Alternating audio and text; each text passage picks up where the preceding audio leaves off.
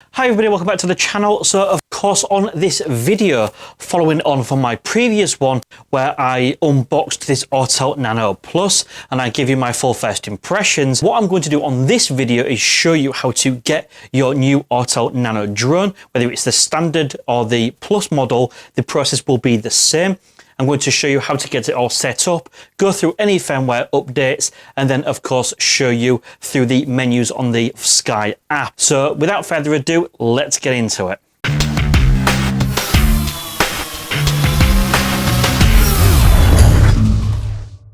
So first things first, we're going to take our controller, and I have skipped a step and already screwed in my sticks already. What you then need to grab is your USB cable. Obviously this needs to correspond to the device that you are using. You do get three options of this cable. You of course get micro USB, you get USB-C and a lightning connector if you are using an iPhone. You usually need to select the one that's right for your phone. And where that actually plugs in is just on this little socket there on the back of here.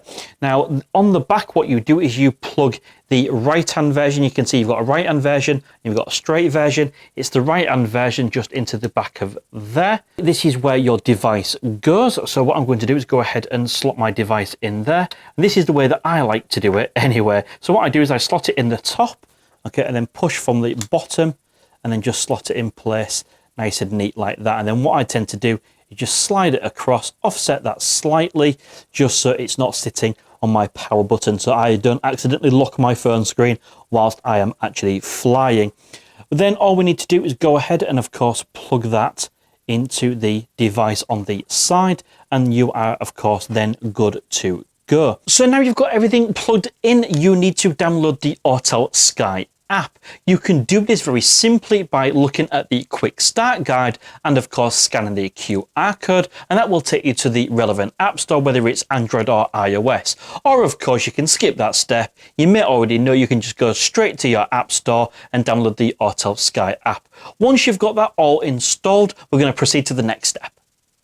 So now we've downloaded the Autel Sky, it is time for the fun bit. Now we get to turn on the controller and turn on the drone and have a good look through the app and get it all activated, and hopefully we should get some firmware updates as well.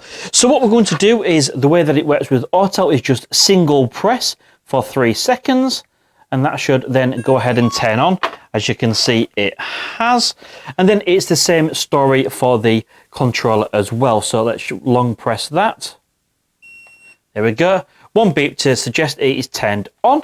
And then what I will do is I will just pop what's happening on my screen with the help of a simple screen recorder. When we first open it up, we're going to be greeted with this screen. Activate Autel Robotics when connecting the aircraft for the first time. It needs to be activated to obtain the warranty service. Let's go ahead and click next. And of course, we've read the disclaimer.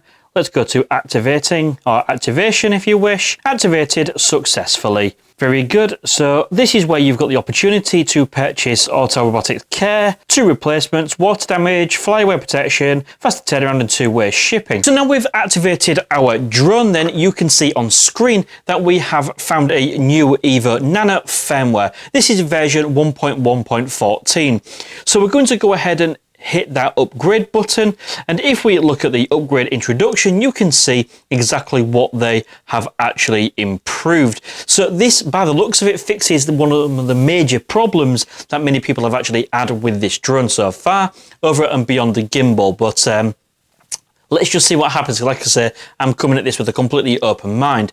So let's go ahead and click start to upgrade. So I will just skip to the end. And that is the firmware update completed. So hopefully this firmware update is going to fix a lot of the problems that other users have actually reported with this Autel Nano, especially relating to the speed and of course the jello as well. But one thing to quickly mention is, just to reiterate, because I've already mentioned that this is a production model, this actually does have the correctly installed gimbal damper. So I'm hoping that all of the issues that have been found so far by other YouTubers are not actually going to manifest themselves on this model. Moving on to the Autel Sky app, and let's give a good run through and show you exactly what this is all about. So first things first, we're going to take a quick look at our home screen here. Now, one of the easiest things to show you as it stands is by pressing this button, the question mark in the top right corner. That then actually pops on screen to show exactly what everything does and saves me a bit of a job. So in the left corner, that's your home screen, how you go backwards. Your flight mode is how you differentiate between your speed modes. So we've got smooth, standard or ludicrous mode. Equipment status, so any warnings such as no GPS, which I've got now, will actually show right there. The tap to take off button is pretty self-explanatory. I don't think I need to really go into that one. However, if we look to the right hand side, you will see there is two little bars, one for a controller signal strength at the top with the GPS signal strength down at the bottom. Showing the 28% figure, that is the remaining battery life in my controller. And of course, the aircraft battery life, as you can see as per the little icon, is 60%, and it is showing a remaining flight time of 18 minutes and 10 seconds. This little button here with the green arrows indicates your obstacle avoidance. So you can, of course, turn that on or off. And as you get the warning there, the aircraft will not automatically slow down and hover when it detects obstacles. Please fly with cautions. So what we have on the bottom left, this is your little indicator where it will show your height and your distance away from home. What this also does is act as a false horizon. So if I pick the drone up and then go from left to right, you can see that indicates the pitch of the aircraft, the drone, in relation to the ground. So that's quite handy to know whether your drone is fighting wind when it is up in the air. Going to the bottom still, if we press this button here, you can see that is our map. That is how you locate your drone, of course, and you can select yourself the home point of the aircraft's position. Now, when it comes to the gimbal, you can of course move the gimbal up or down using the wheel on the controller. If you tap on the screen, that if we press down or go up, that will actually adjust the gimbal, as you can see. And one additional feature I really like on this app is that when you tap the screen, you can tap the screen and then press and hold to quickly adjust your EV compensation. I think that's a really nice little touch. So moving over to the right hand side, then you can see we are in photo mode right here. We of course go up to the top. We've got quick shots and all the additional options within that menu. We have got portrait, which we can use once we are actually in flight. Our standard photo mode, and then we have got video, hyperlapse and panner. Obviously spherical, wide angle, landscape or portrait, and the pro mode there as well. So let's just leave that into video and just show you how you adjust your settings. So if we click these sliders right here, video resolution 4K, video frame rate 30 frames per second. All we need to do is literally tap that and we can select 4K, 2.7K and 1080p. And within that option, you can select your video frame rate, and on this model, 24 frames per second up to 60 frames per second in 1080p. So that's the main screen area covered. What I'm now going to do is go into the menus and show you some of these. So let's click the cog icon in the top corner. We have initially Novice Mode, which of course many of you are not actually going to use on this drone. I would assume most of you will actually know or be quite competent on the drone already. But if you are a novice, you can select this option and it will basically give it a lower distance, lower speed, allow you to go as high until you get used to things. Max altitude, this is how you set it. Distance limit, that's how you set that. And return to home altitude, as you may or may not know, is incredibly important because you always want to make sure you return to home. Altitude is set higher than the nearest tallest building or object around you, just to be on the safe side, because if your drone does decide to come home due to a fail-safe connection issue or anything like that, you want to make sure it's not going to crash into anything. Home point, you can select that as yourself, your aircraft, or customize it on the map, which is always quite nice. Compass calibration, that's how you perform one of those, and the same with the IMU calibration as well. Battery information, you can see battery temperature is 30.4. That's obviously showing it within the app because the drone is actually turned on. You can select your critical battery and low battery warning parameters, so you can adjust it to pretty much whatever you want. Battery protection, that's always good to have on. That basically means that your LiPo batteries are going to take care of themselves, and they will set to auto discharge after 3 days to ensure they're not swollen, because with LiPo batteries you shouldn't ever store them at full charge. Battery health 100% and discharge times is 0, because of course this drone is brand new.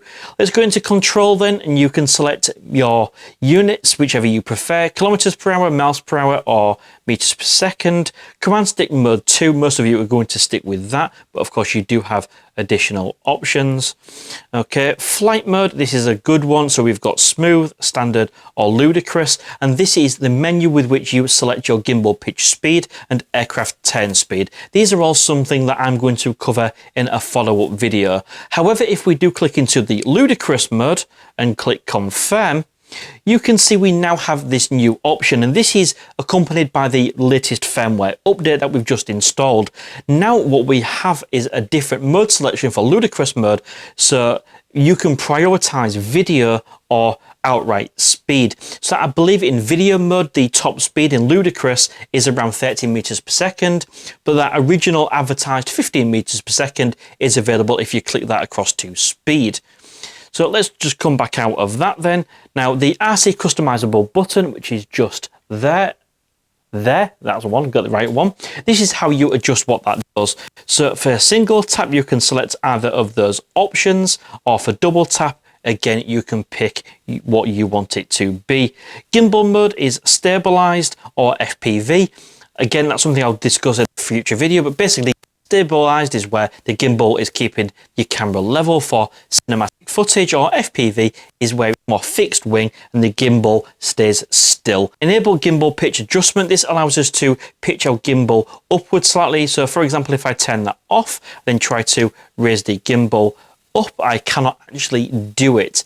Okay, but if I go back into the settings and then go back to control, and then select that back on, we now can raise that up slightly. So let's go back to our settings again, back into control. And if you do want to adjust your gimbal manually, this is of course how you do it. Moving on to the camera tab, if we look at this option here, we can enable audio recording during shooting. That's quite handy to have on, and picks up your voice, especially for running commentary. Enable video buffering during video shooting. You can have that on or off, but it's only advised to use this option if you do have quite a high-end device, because it does place a lot of resources and strain on your device that you're flying with. So I turn that off.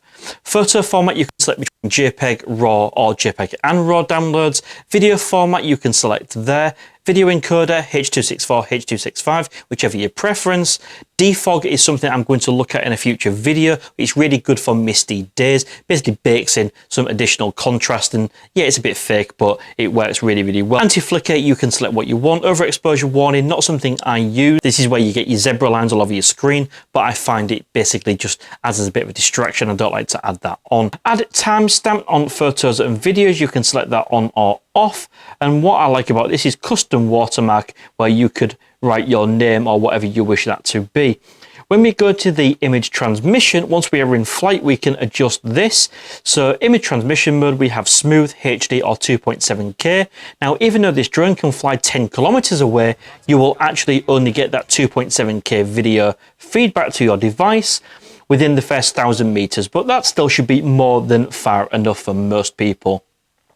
And then lastly, if we click into the About section, you can see the aircraft model is the EVO Nano Plus. We are on that latest firmware that got launched to fix some of these bugs. The app version is version 1.1.6, which of course is an Android app version, and you can see our serial numbers right there. Hopefully by watching this video, you now know how to set up your new controller and of course your new drone. You have now seen how to install the Autel Sky app and run through exactly how you update the firmware, and of course familiarized yourself with all of the main features and functions and buttons of that Autel Sky app. So when you get your drone up in the air, you are fully proficient, ready to go, knowing exactly what you are doing. Please do remember to hit that subscribe button and the bell notification to be notified when I do post all of my follow-up videos using this drone. But that being said, please do let me know anything that you might want to know about this drone